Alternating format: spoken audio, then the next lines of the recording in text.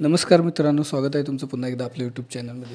तर मित्रांनो, आज अंगापूर या ठिकाणी भव्य दिव्य असं ओपनचं मैदान पार पडते आणि या मैदानात आपला लाडका बकासूर आणि त्याच्या जोडीला राजधानी एक्सप्रेस बलमा पाहिला मित्रांनो.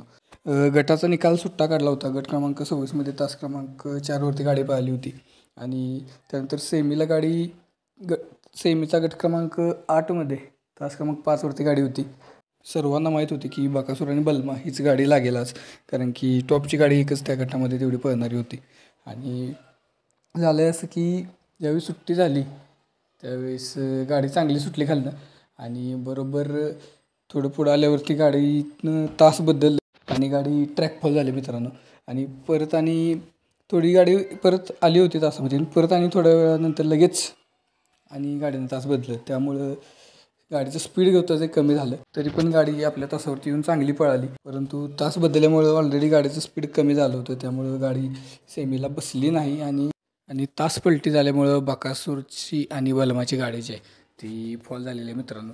तर आपला लाडका बकासूर आणि बलमा यांची सेमीला हार झालेली आहे मित्रांनो अंगापूर मैदानात.